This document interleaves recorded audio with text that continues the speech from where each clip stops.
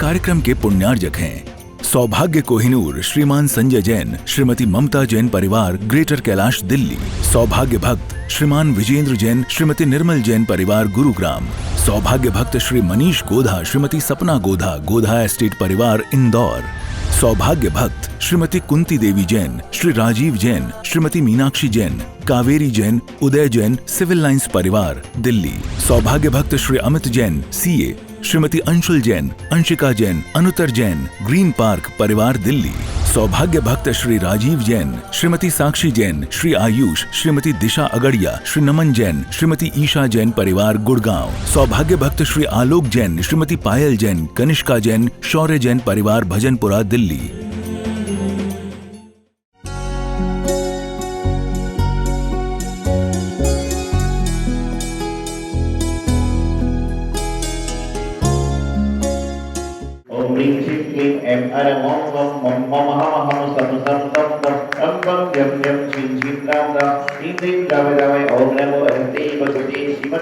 जनाभिषेकं करोमि स्वाहा करोमि स्वाहा।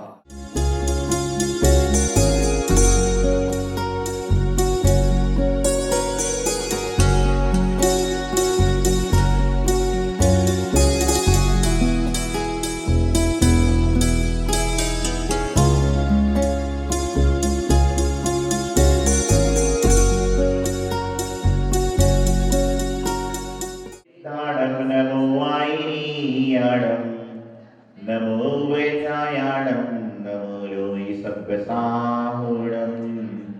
ओम नमः शिवेभ्यः, ओम नमः शिवेभ्यः, ओम नमः शिवेभ्यः।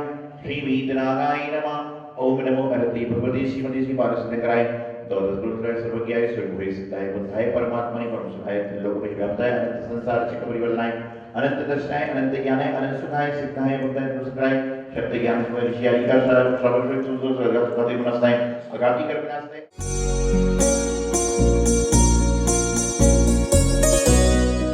ओम श्री ओम कृष्णाय शिव सोजय मंत्र के ओम लालिया कामनी को विष्णु भगवान जय।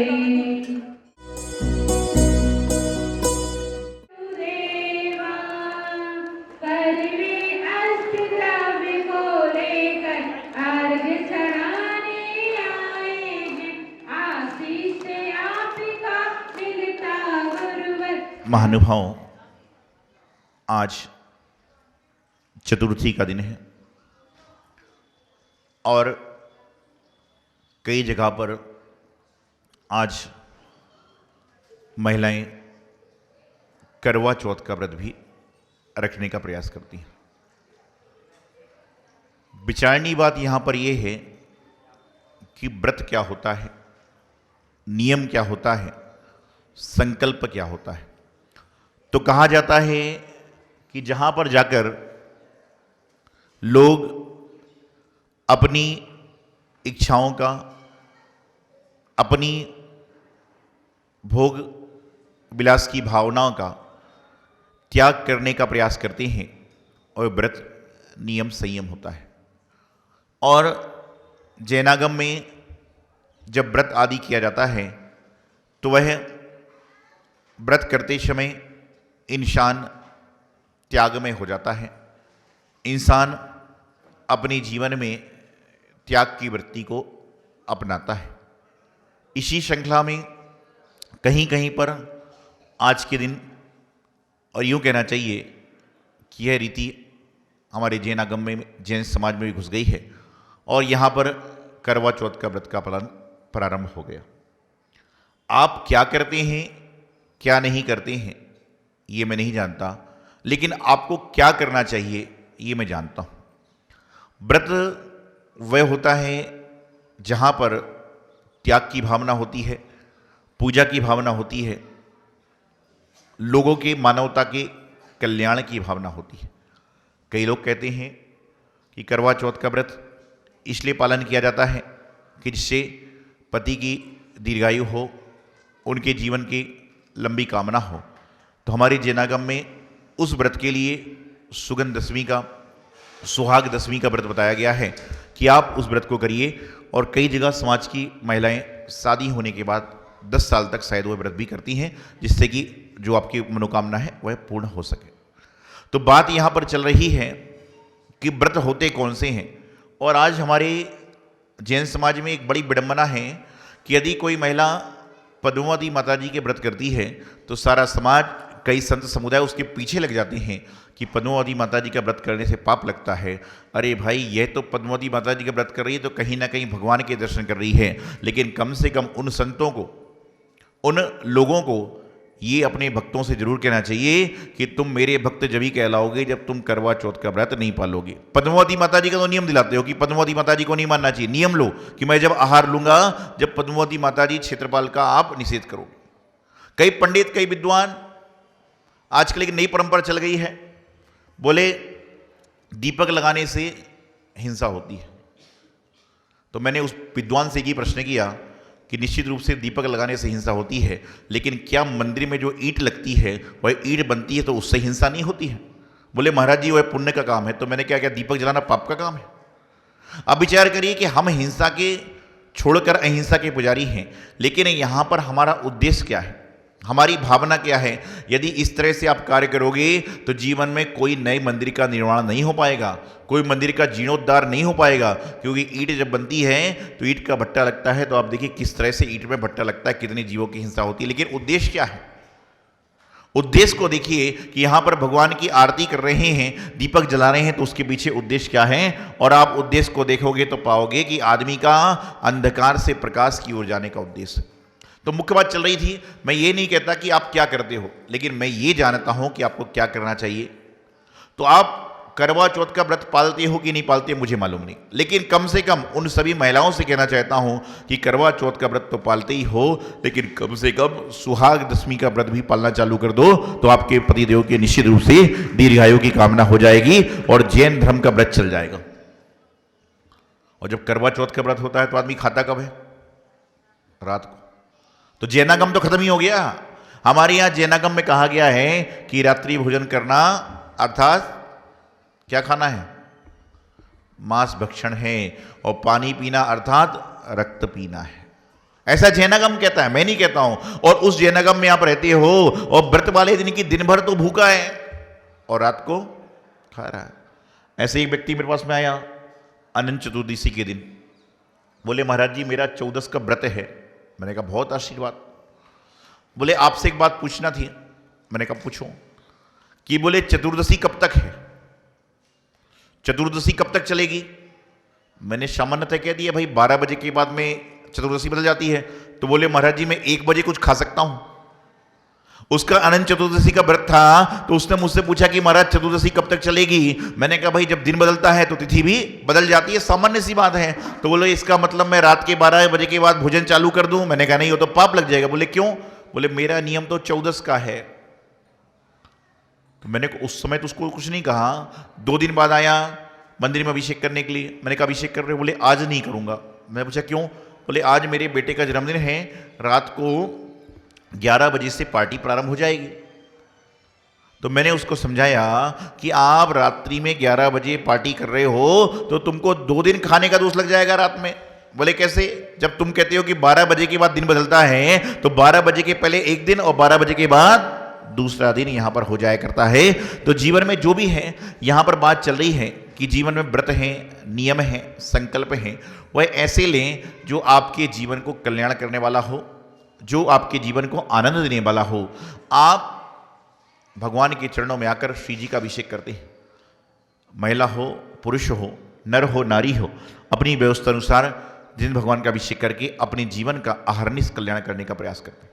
आप जब अभिषेक करते हैं तो यहां पर जब भगवान की शांति धारा होती है, तो जैनागम एक ऐसा आगम है जहां पर प्रतिदिन प्रति मंदिर में प्रति गुरुओं के द्वारा एक बात कही जाती है, देशश्च राष्ट्रस्य पुरस्य राज्ञा करोतु शांतिम भगवान जितेंद्रम, कि देश की, राष्ट्र की, राज्य की, पुर की, सबकी शांति की कामना, सबके जीवन में सुख पाए, निरोगी हो, ये भावना हमारी जैनागम में की जाती है। और आप इस जैनागम के पुजारी हैं।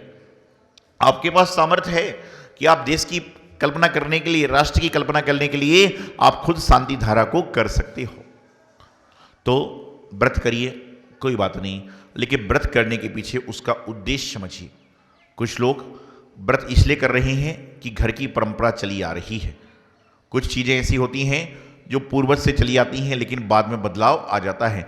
घर की परंपरा आपने करवा चौथ पे पाल ली, लेकिन घर की परंपरा यह भी तो चल रही थी कि पहले यदि कोई मुनि महाराज का आगमन होता था तो सबसे पहले घर में चौका लगता था। वह परंपरा समाप्त हो गई। पहले यदि कोई संत आया करते थे तो घर के लोग जाकर दान पूजा करते थे, वह परंपरा समाप्त हो गई। और जो कुरीति है वह परंपरा पाली जा रही है। पहले घर की परंपरा थी कि बड़े बुजुर्ग आदमी का सम्मान होता था और बाद में दूसरा कार्य होता था। बोले महाराज जमाना बदल गया है, और आज के इस दौर में जमाना इतना तेजी से बदल रहा है, इतना तेजी से बदल रहा है कि जब परिश्रम पर में कोई कार्यक्रम होते हैं तो पंडित जी को बोलना पड़ता है, संतों को बोलना पड़ता है कि कम से कम मंदिर में सांस्कृतिक कार्यक्रम में लिपस्टिक लगाकर ना आए। ये जमाना इतना तेजी से बदल रहा है। जो चीज घर में लगाने की भी नहीं है इंसान वो मंदिर में लगाकर आ रहा है। एक बार कहीं पर संग था, एक बच्ची आई, होठों में लिपस्टिक, हाथों पे नेल पॉलिश था, साथ में उसके पिताजी थे। उसने, मैंने पूछा, जो संत थे उन्होंने पूछा, काल्पनिक सी बातें होती हैं, ये कौन है? उसने कहा महाराज जी ये मेरे डैड हैं। क्या कहा? डैड। तो मेरे जैसा संत था, उसने डैड बोले क्या है? बोले मेरे डैड हैं। तो महाराज ने कहा बेटे आपको अपने पापा को पापा बोलना चाहिए, पिताजी बोलना चाहिए। वो उसने फिर जवाब दिया, कविता के रूप में जवाब दिया, कहने लगी महाराज जी मैं भारत देश में जन्मी पाश्चात्य संस्कृति की लड़की हूं। मैं भारत देश में जन्मी पाश्चात्य संस्कृति की लड़की हूं। मैं अपने पापा को पापा कहती हूं। मैं अपने पापा को पापा कहती हूं तो मेरे होंठ चिपकते हैं। मैं अपने पापा को पापा कहती हूं तो मेरे होंठ चिपकते हैं, और मैं अपने पापा को डैड कहती हूं तो मेरे होंठ खिलते हैं। तो मैंने कहा भाई इससे होंठ चिपकने और खुलने से क्या है? बोले मैं अपने पापा को पापा कहती हूं तो मेरे होंठ चिपकते हैं, और अपने पापा को डैड कहती हूं तो मेरे होंठ खुलते हैं। तो मैंने कहा उससे क्या होता है? बोले महाराज जी आप नहीं समझेंगे, मेरे जो होठों की लिपस्टिक है, होंठ चिपकेंगे तो लिपस्टिक खराब हो जाएगी, और होंठ खुलेंगे तो क्या होगा? लिपस्टिक की शाइनिंग बढ़ जाएगी।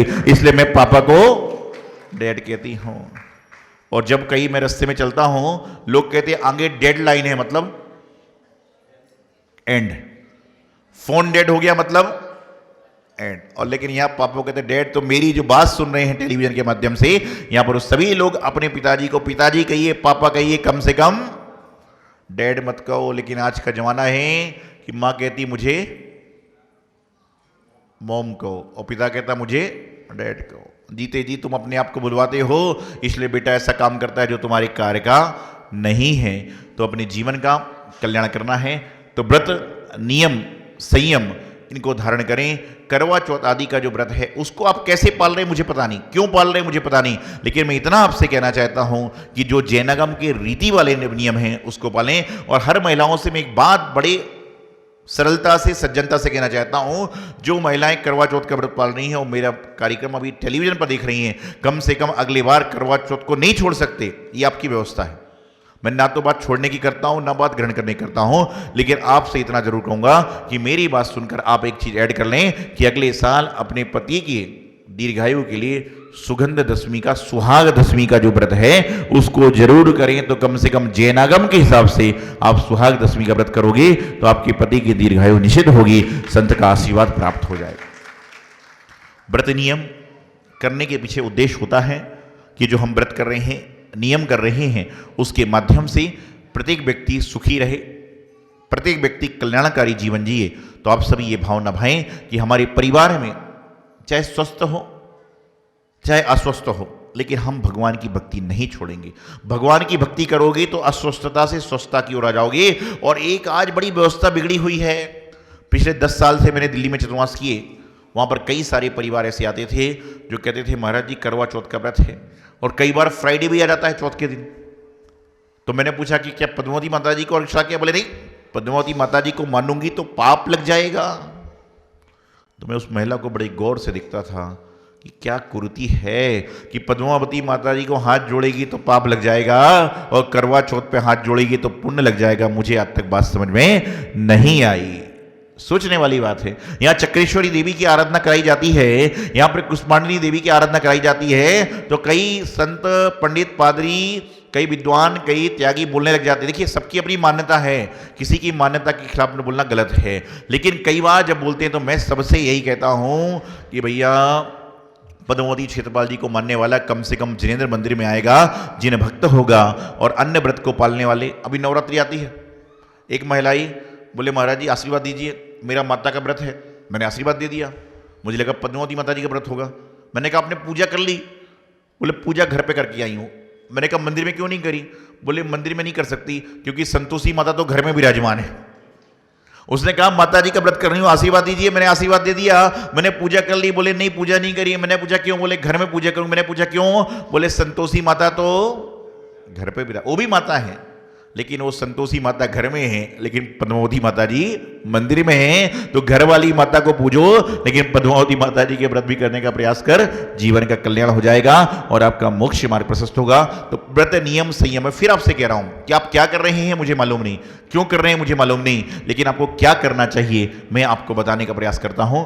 तो व्रत नियम संयम को पालन करें, जिससे आपके जीवन का कल्याण हो और आपका मोक्ष मार्ग प्रशस्त हो। शुद्ध रीति से व्रत को पालें और करवा चौथ को पालें ना पालें आपकी मर्जी है, लेकिन सुहाग दशमी का, सुवर्ण दशमी का व्रत जरूर पालें, आपके जीवन कल्याण होगा। यही मंगल शुभकामना आचार्य गुरुवर सिद्धांत सागर जी महाराज के। सौभाग्य कोहिनूर श्रीमान संजय जैन, श्रीमती ममता जैन परिवार, ग्रेटर कैलाश दिल्ली। सौभाग्य भक्त श्रीमान विजेंद्र जैन, श्रीमती निर्मल जैन परिवार, गुरुग्राम।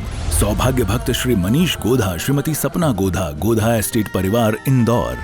सौभाग्य भक्त श्रीमती कुंती देवी जैन, श्री राजीव जैन, श्रीमती मीनाक्षी जैन, कावेरी जैन, उदय जैन, सिविल लाइंस परिवार, दिल्ली।